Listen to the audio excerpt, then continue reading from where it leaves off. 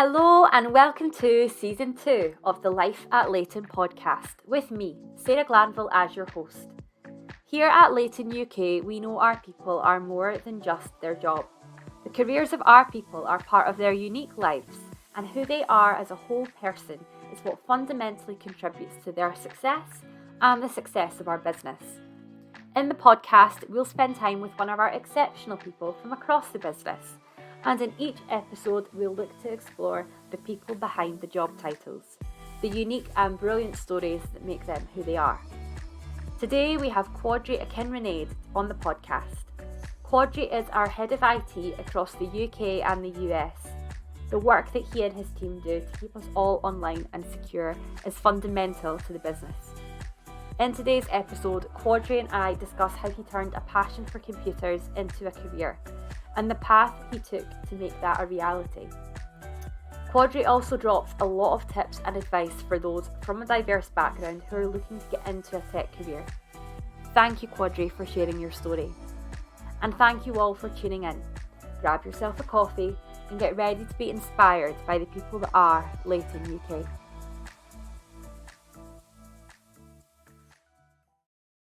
Hello, Quadri. Welcome to the Life at Leyton podcast. How are you? Hello, I'm doing great. Thank you so much. Enjoying the lovely, warm and sunny weather in London today, which... Is it warm and sunny? It is warm and sunny, so it looks like spring is coming for now. I'm kind of jealous. It's definitely warmer in Scotland, but I wouldn't classify it as sunny by any stretch of the imagination. It's warm and sunny today, so I'm loving it. Yes, you make the most of that. Thank you so much for joining me on the podcast. Since we first spoke about having you on as a guest, I've really been looking forward to having this recording today.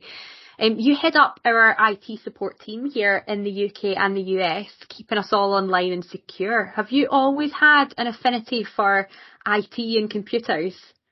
Yes, I have, actually. I grew up for anyone that doesn't know, I'm from Nigerian background. But I grew up in Italy, so this was in the 90s, so it makes me sound like I'm very old, but I'm actually not. So back then, there was no such things as smartphones, your computers, the internet. It was very, very old school. So back then, there was not much to do because I was living in a very small town. So I remember I had my very first computer. It was a Windows 95, for those that doesn't know. So it's quite old, and there was no internet. So as a young kid, I was very curious, and the only thing I could just do was basically just take it apart, fix it again, and just be playing with the whole operating system. And this kind of developed my love for wanting more and knowing more about technology. And then as technology grew, let's say my hunger for it grew as well. And I remember when I actually got my first very iPod Touch. So I was one of the very first Apple geek, I would say, back then, because I went through a phase where I had all the Apple devices and everything. So since then, I've just turned this kind of like passion and hobby into a career. And that, I believe, is what motivates me as well. I love that. I think so many people would love to turn a passion into a successful career. What do you feel kind of pivotal moments or decisions allowed you to follow that path? Yes, I believe moving to London from Italy to continue my studies, because like most young kids, I wanted to be a footballer, funny enough. And I was actually good at it back then in Italy. And I feel like with all African parents, they want you to study. So that's the main priority.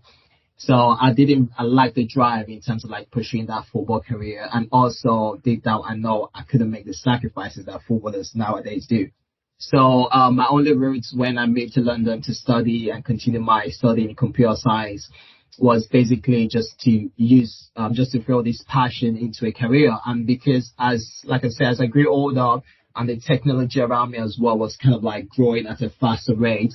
So when I moved to London and I was exposed to the big city life and studying and also learning new skills, programming, coding and all this kind of stuff just made me become more curious to know more about IT. And then before I know it, I went from college to studying computer science at a degree level, and then from there doing a master's in IT project management. And then here I am at Leyton. So It's been an amazing journey, I must say. And I remember when I was studying back then, because I was working full time and also working full time night shift. So I was working in a warehouse, and at the same time working in the warehouse, I was just curious about the whole IT system. And whenever anything breaks, I was the first person they would call. So that kind of being there to help people and just fix these any small IT issues, because for me it felt like just a minor issue. Just being able to help people and fix it just kind of like developed more my hunger for actually wanting to pursue the career. And then here I am at Leyton doing what I enjoy. We're so glad to have you doing it as well, because like we were saying this before, when IT's working, we take it a little bit for granted, and then as soon as something goes wrong, everyone's like, where's Quadri? 100%. I think it's amazing, because I feel like it appears to be quite a natural affinity that you've had for understanding how technology works, because although we all use computers and we use technology, and companies like Apple have made really complicated technology really simple for everyone to use, there is definitely people out there like yourself with just a real natural understanding of how it works in the background. I guess, how was it your like formal education that's kind of given you the structure to be able to drive that towards a career, or do you think it's a mixture of your own curiosity as you were younger? What do you think the key thing has been that's allowed you to build a career on your tech I believe skills? it's a mixture of the curiosity, because if you don't, like with computers, if you don't, because computers is binary, it's 0 or 1, is either it works or it doesn't work. So when it doesn't work, like you said, just for every end user as well, they're very upset. But with me, I see it as a challenge, because I want to know why it's not working. I want to fix it. So it's just like when you then get to fix it, it's like computer 0, Quadri 1, basically. So that's how it comes across. And then being able to do it as a career, and basically, especially with Leyton, where every day is not the same. So I keep saying this to people, but they don't get it. So there might be times where you come into the office and it's very quiet, so you're just catching up on your emails. And there may be times where you come into the office and the whole network is down. So you have to then be on your feet to find what the issue is, what is causing the issue. And because you've got senior management, everyone trying to depend on you to fix that issue. So I believe like I feed on that drive as well, on just being able to be there and fix the issue. And also, like I said, like you mentioned, with everything changing at a fast pace right now. So the technology of 2 years is not the same as now, because now we have AI as well. So there's always something always changing. And with IT world, you can literally work in any environment, because nowadays everything is very computerized. So knowing this, knowing how you're truly valued for what you do, and how what you do also depends on how the business is running as well, just kind of like gives you that drive as well. Yeah, I think we all want to feel like we're having an impact at work. I think that's so important to people. And I mean, you're business critical. You and your team, we need you to be able to do what we do. So you mentioned whilst you were doing your studies around computer science, you were looking at programming. You also do a lot of infrastructure for us now. Yes. So how did you decide how to direct your career at that point when you were looking at your studies? Did you know you wanted to kind of go into a more infrastructure style role? Yes, actually, I believe my study really helped as well. And what I'd like to tell everyone, especially my little brother as well, because he's kind of followed my path into studying computer science and coding. So what I'd like to tell everyone is to get internship whenever they can. So that's one of the little mistakes I did, because I didn't get that internship kind of background. And the reason why I say this is because it puts you on the work environment, and then you can see if you really like what you are doing. So luckily for me, when I studied computer science, I wasn't a big fan of coding. So programming, as much as we do little to no coding here at Leyton, but there's still some aspects of fixing computers that requires you to know how to code and also understand the computer language. So when I was doing this, I had to decide, do I want to go towards becoming a software engineer, or do I want to go into the infrastructure aspect of it? So I had to look deep within myself, which one do I feel more comfortable with, and which one do I know that, okay, I'm best at. And that's when I went more towards the IT infrastructure, which requires you to be more kind of engaging with end users, stake managers, different people, and also meeting with suppliers, engagement as well. And then I was able to then back this with my master's degree by doing the IT project management, which I believe, because with IT is all about the project. So there's this ongoing project. So this was able to kind of like help me determine what career path I want to go to. And since then, I must say it's been upward since. Yeah, I'm so glad to hear that. And I think it is, it's just you, as you say, continuing to learn more about this skill that you have, or this something that really interests you, and drilling down into what it is that interests you. And it really does sound like it's the problem solving aspect that has drawn you into a career in tech, and you're in a role now that it's really important that you are able to quickly solve problems, and you are given problems to solve 100%. regularly. So I think that sounds like it's been it's been a dream realised almost, to driving your career in this direction. Yes. I mentioned at the beginning you manage our teams in the UK and in the US, Yes. and I imagine managing teams across the globe can present quite unique challenges. So how do you approach building and leading diverse teams spread across different time zones and cultures? Well, it is indeed a big challenge, especially when you're managing people across different time zones. So what I tend to go for, the first is clear communication. So I always emphasize on the importance of clear and transparent communication. And also the team members are very proficient with the kind of language we use. So I have a colleague in Canada, Toronto actually, who moved from Paris to Toronto. So, there can be a little bit of language barrier there. So I'm always sure to make sure the kind of communication I give to him is very concise and very precise as well. And also using video conferences and collaboration tools to make sure this communication is very straightforward and also transparent. So that kind of build a sense of connection. And another thing is the understanding the cultural differences. So when you're working with people based in the US, it's different to when you're working with someone in Canada. So there's different cultural, there. So I'm always wary of that kind of expectation, and also the holidays. And I kind of build, kind of like a global mindset for the team.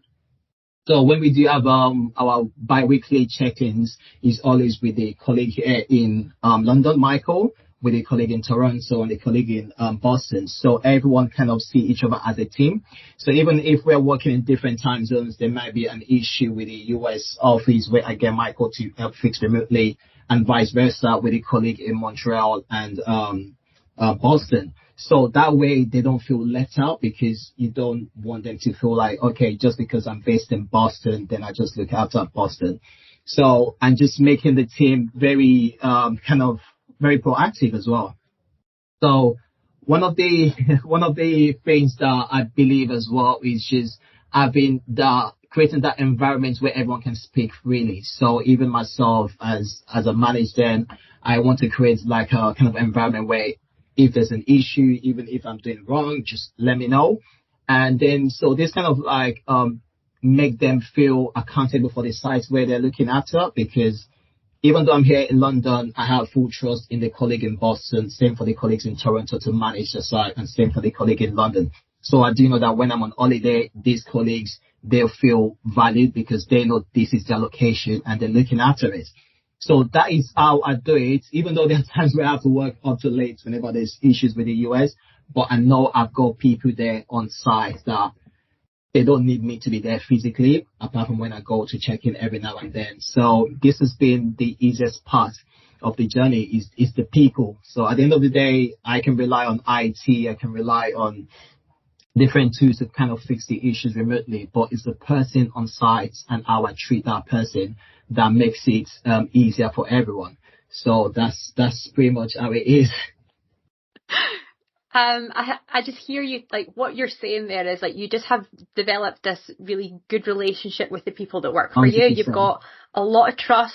They're given a lot of accountability and freedom to do what they do best, which is manage their sites, but also that they're all there for each other. Because I can imagine it can feel maybe a little bit lonely sometimes if you're working on a site on your own. And I think it's nice that you've created this culture within your team that everyone can be there to support each other, and despite time zones and distance, that you're one team that works together to keep us all online and keep us all doing what we do. 100%. So In the tech industry, diversity and inclusion are crucial for innovation and growth, but people of diverse backgrounds are still underrepresented. How can we encourage the participation of young and diverse talent in the tech sector? Yeah, that's a good one. It's a big question. Yeah, I believe in encouraging the participation of young and diverse talent in the tech sector. And because I believe this is essential for fostering innovation, creativity, and also collaboration with schools is very important. Schools, colleges, universities. Because I remember growing up in Italy, we used to be able to go to other companies. We call it stage. So I think that's what they call internship here. So we go to other companies either for a week or 2 weeks, and then you just go there to see how things work and how everything is. And just by going there, I remember when I was younger, I went to one of these big companies in Milan, and I was able to see someone of the same background as myself working there. And this kind of like just enforced it for me to be like, okay, yes, I can do it. Because for him, he's just doing his work, but he doesn't know that just him being there has motivated another student into pursuing that same kind of like career. And I believe internship is also very important. And this is one of the things Leyton do as well, because I've seen a lot of interns come and go at Leyton's, and they do come towards that summertime. So it's one of the things that is also very crucial, opening internship to a lot of people from diverse backgrounds. Speaking of interns, the colleague in Toronto actually is working there as an intern, the one in the IT team, and he came from Paris, from one of a very diverse background as well. So we did something called VA, that's what we call it in Paris, where we have people who go from Paris to Canada office, and they work there and live there for 2 years. So this is the second colleague since I've actually been managing the site that's been there. The previous one has moved back to Paris now, and we still keep in contact. And I believe just being able to do this is how we nurture the future, because with tech, like you said, you never know who's going to have the next breakthrough into the tech industry. So what advice I give a lot of the young ones, even my little brother as well, is to always build a strong foundation in anything they want to do. So like I said, know what you want to do and just pursue it. And also not to procrastinate, because like they say, procrastination is the assassination of succession. So I know it's easier said than done, because I used to procrastinate a lot when I was younger as well. But knowing what I know now, I just believe like just seize the day, because I'm in my early 30s now and time goes quick. So get in there, do the internship, and also just to have companies where they support more like the diverse backgrounds. And one of the projects I'm actually working on here at Leyton is being able to give laptops to other schools, so schools that where we have kids that can't use these devices. So that's one of the things I'm working with the MD, is to just ensure we're able to provide and give where we can, and just make just build that bridge that helps the diverse community into the tech industry. That's fantastic. I think what you've really called out there is the need for people to feel represented and to see Yes. see other people in that path and in that future. It's people like yourselves, like you're working with Brian to carve a path for someone to get access to technology that they maybe wouldn't have at a young age. I think we always do a really great job at Leyton of shouting out the sustainability stuff that we're doing, our ESG projects, and a lot of it focuses on sustainability and global warming and all of the things that we're doing to promote that side of protecting the planet and ensuring the planet is future proofed. But I think we don't do enough shouting about the good stuff that we do and the things that our people do internally that are more around social mobility and carving pathways for the younger generation to be successful. So I think I'm really glad that you got a chance to talk about that, Quadri, on the podcast. Thank you. I went to a STEM Women event last year, and there was a group there that were looking at mentorship and asking for women and women from diverse backgrounds to volunteer to be mentors for young women, looking for exactly what you've just had there, and a pathway and someone that can show us what success looks like when it doesn't necessarily look like what everyone thinks people in tech look like. So it just takes people being proactive, as you've mentioned before, about putting yourself out there and showing the younger generation that there are opportunities if you're wanting to grab them. 100%, yes. So technology is ever evolving. And how do you stay ahead of the curve, Quadri, to ensure that your skill set and knowledge remains relevant in such a dynamic field? Do you have any tips for anyone on continuously learning or professional development? I believe it requires a proactive approach, because the first thing first I'll say is to stay true to your passion. So, because you want to pursue areas of the tech that aligns with your interest and passion, and that enthusiasm alone can be a powerful motivator, and then it can set up your career. Because for me, example, if you're not really into the tech world and you're just doing it for just because it's paying your bills, it might get to a day where the whole network is just down and you're just frustrated and you just give up and say, no, I'm done. But it is kind of like your passion. You know, you're going to have bad days, you're going to have good days, you're going to have great days. So when you have those bad days, you know your passion is just going to push you through. So that's the first thing. And the second thing I really recommend is I read a lot of tech magazines. So they really help a lot. They really help a lot. Also, I can give one, Engadget is one of the really good ones that I read on about. And also being able to network. So I know a lot of young people out there don't use LinkedIn, so they rather be on other social media platforms. But I believe LinkedIn is really, really powerful, and I can't say this enough, because I remember when I got my position at Leyton as well, I was actually approached on LinkedIn. So I always, anyone that asks me, the first thing I ask them is, do you have LinkedIn? And some of them say yes, but I've never visited in a while. So my first thing is go through your LinkedIn, make sure it's all up to date, because that's one of the first places to network and also know what is going around you. Because as human beings, we're always there to seek knowledge and share knowledge as well. So you want to make sure you're in the right spot at the right time. Because like they say, if you're hearing it, it's probably too late. So you want to be one of the first people to hear of the next big thing coming out by following the people that are actually leading this tech industry. So that's how I stay on top of it. And also research as well. So I'm very curious. So my YouTube page is all full of tech stuff, cars. I love cars and football. So there are times where I can just sit down there just doing work and just listening to videos and just people talking about AI, coding. And it's just from there that you get these little ideas as well as what you can bring into your current workspace. And the good thing about Leyton is one of my first thing I noticed when I joined Leyton is people actually listen to you. So senior management listen to you. So when you come up with an idea or something that can be done, as long as it's working, you can prove that it's fit for purpose, they're always welcoming it. So right now, if you look around you, we've got a lot of meeting devices in London, Glasgow, Manchester.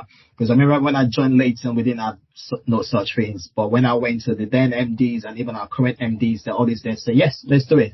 And then now we've got people in Paris literally reaching out to me and say, oh yeah, can you take a picture of the meeting devices you have there? We want to try and get the same thing in our office, because they just like the concept of it. So, and this is all things that I've learned by just reading on magazines, by knowing what the next big thing is and just bringing it into my work environment. So, and yeah, so that is pretty much it for me. It's just look around you, basically. Look around you, use the tools you've got. In my case, LinkedIn, YouTube, every platform you can. There's the ChatGPT right now where you can literally ask any questions and it tells you everything. So I'll say make use of the tools around you. I think that's great advice for anyone, is just to look up and ask questions and be curious and use what you've got at your disposal. Yeah. I think I'll get you to send me some links, Quadri, if you've got some sort of recommendations on industry magazines and stuff, and I can include them in the show notes for anyone who'd be interested in looking at that. Looking back at your journey, are there any key lessons or advice that you wish you had known before you started your career in IT? Any words of wisdom that you'd like to impart with our listeners who are thinking about embarking a similar path? Oh, words of wisdom. You know what? The first one I always tell people, even my little brother, is a degree can get you through the door, but it's experience that matters. It does matter more than degree. And I feel this even more now that I'm in the position that I am, because I've interviewed a lot of people, and I've noticed as interviewer, well, when you're on the manager side interviewing someone, the first thing you look is you look at your CV, you look at, okay, yeah, you've gone into studies, you've studied and blah, blah, blah. But then the part that catches my attention is the experience. Because I want someone that comes in, I would say not ready to go, but I want to know what you've done up to now. So that's why I mentioned internship earlier.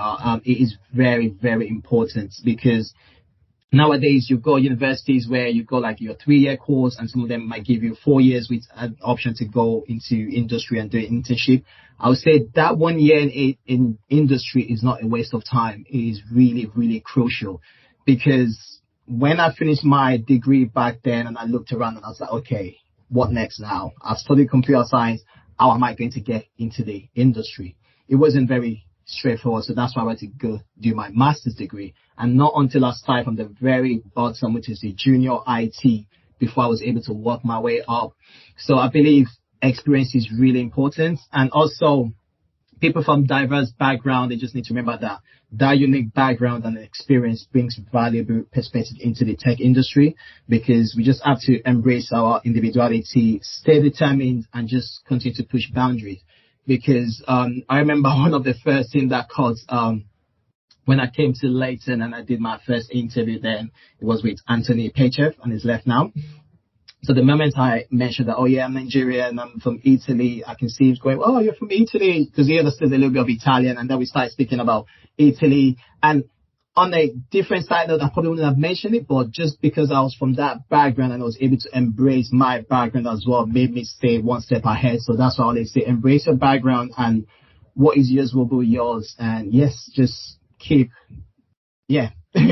pushing boundaries basically. And yeah, that's 100% what I'll say. Experience is really, really crucial. It's really important.